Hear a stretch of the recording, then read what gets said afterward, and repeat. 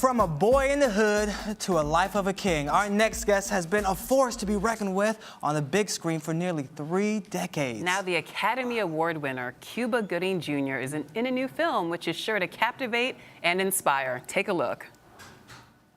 Let me put it to you this way, the way you'll understand. Think about it like this. Who's your supplier? Hey, you tripping? Hey, I know you ain't growing that weed you're selling, and so does everybody else in here you're trying to sell it to. So who's your guy? Huh? Hey, you're ace in the hole. Trying to protect your king, I like that. Okay. All right, well then let's call this King Perry. King Perry it is. Now, King Perry has an army, and you're a part of it. But the problem is, you think you're out there doing the king's business, all you're really doing is sacrificing yourself. Like the pawn you truly are. He ain't like that, B. It's exactly like that, partner. Now, if you want to keep making the same mistakes for a king who could care less about your ass, out there's the board to do it on.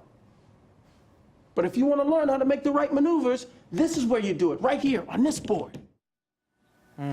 That was a clip of Cuba Gooding Jr. in the movie Life of a King, and he's here now to discuss his newest project and his career in Hollywood. Welcome, welcome, welcome. Thank you. My both. goodness, Thank I you. love that extended metaphor. That was really good. Yeah. We all have to be kings in our lives Right, and not that's it. pawns, I like right? Every day. Now, this story is actually based on the story of a real-life person, isn't it? His name is Eugene Brown. Okay, what Based drew out of you? Washington, D.C. Okay, what drew you to this project? I think if there was a theme to all my films, from Boys in the Hood to Men of Honor to, Red Tails and even, Lee Daniels, the butler, I think it's that the thing that attracts me is that family nucleus, specifically the relationship between a father and his son.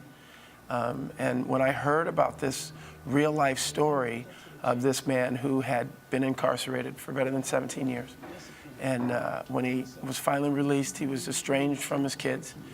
And yet he wanted to still reach the children in the inner cities and the young men who were, dying every day, shooting each other. So he wound up connecting with this class of high schoolers and turning them into chess champions and showed them that they could be intellectuals. And, I've traveled the world. I've been to Europe. And people say, how did President Obama happen?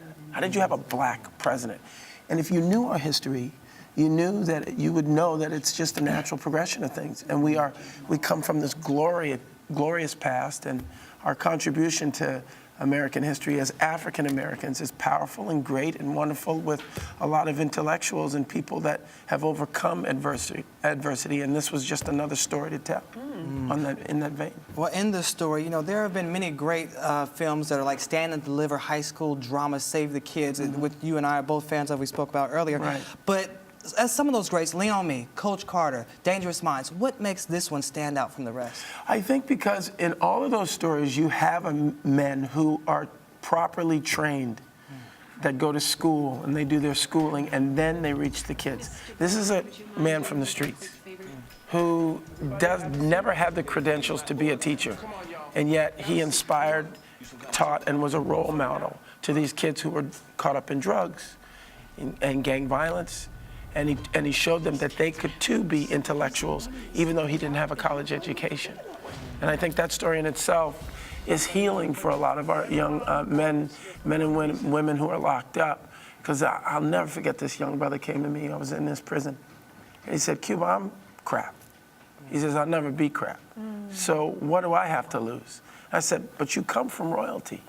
You have to understand that you didn't have the opportunities given to you, but some of these other brothers that you talk to, they do have opportunity, and they can accomplish great things, like these historical figures like Ben Carson and Master Chief Carl Bashir and President Barack Obama." So, Let's talk about the real-life Eugene Brown. You've had a chance to meet him. yes, but that's a very interesting statement, because we shot this thing in 15 days. I went from the butler straight to the set of filming this movie, and I didn't meet Eugene until the last day of filming. You're kidding. No. So what did he make of your portrayal? Well, it was funny because it was the last day of filming was the big set competition with all the different people playing chess. And he walked onto the set, and a set is like, it's like a carnival. And he was so intimidated and so shy, and I thought, oh, well, I didn't play him that way.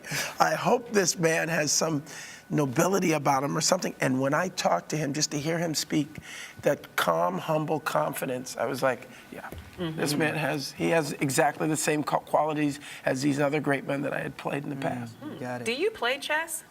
I don't, I didn't, and I still don't. I mean, It inspired me to want to play chess. I know. I was like, okay, I'm going to play chess. I know. I want to be a king. Yeah, exactly. It did inspire you to do that. It inspired me to do it while we were shooting, and then because I had a bunch of people around and we just engaged in games. But I haven't since the film, which was almost a year ago. But maybe because I was on Broadway and doing this other movie. You were doing a little, something called Broadway. Right. Well, I prefer checkers myself. So.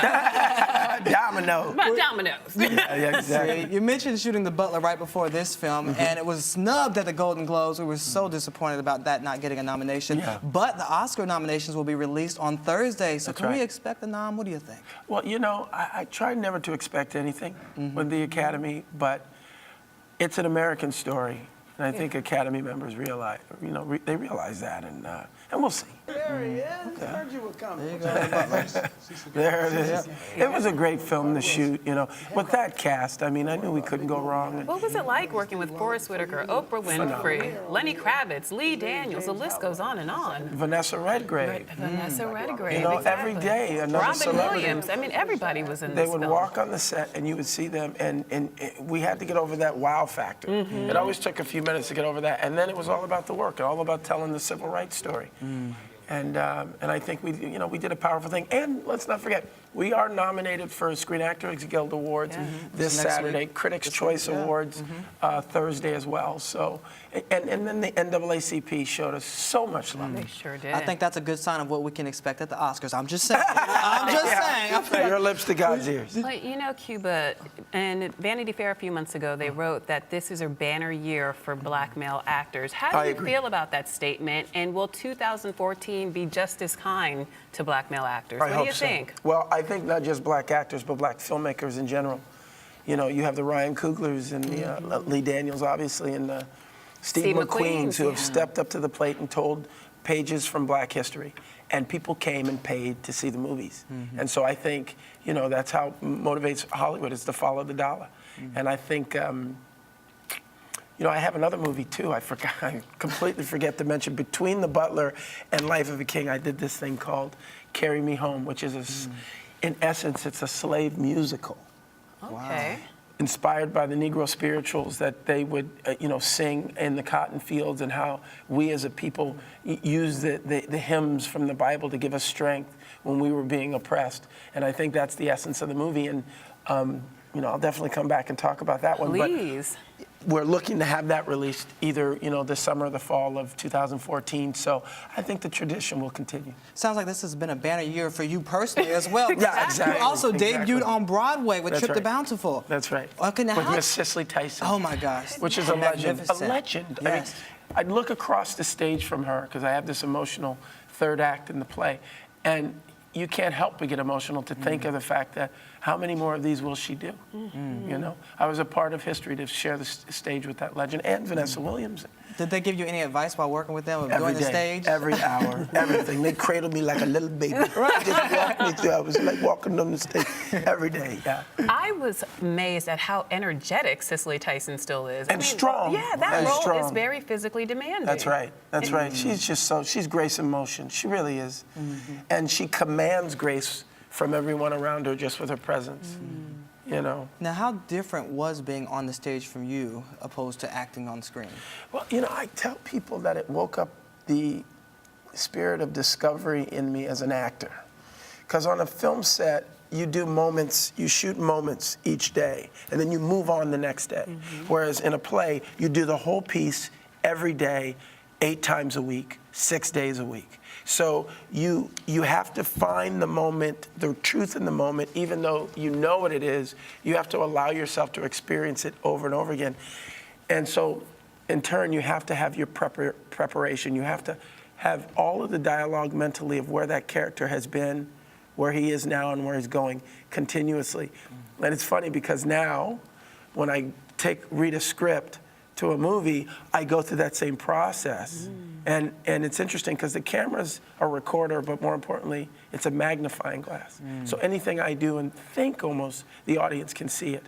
And so it's important for actors to keep that internal dialogue going. And I think that's what Broadway does, is it engages that acting muscle. And everything creatively. I wrote a screenplay while I was backstage in my dressing room. When do you spare rest? time. Yeah, spare time. I know. When do you rest? I know. Oh, I rest. Trust me. Okay. Well, can we expect to see you on Broadway again anytime soon? Oh, Maybe Carry Me absolutely. Home, the musical on Broadway. Yeah, or Life of a King. Life of the Oh, King. there you go. That would be a Broadway great musical. Yeah. Ooh. I'll talk to Nell Nugent about that. Okay. today. Well, we do have a lot more to get to and to talk to you about, so don't go anywhere, and you don't go anywhere. We'll be right back with more of Cuba Gooding Jr.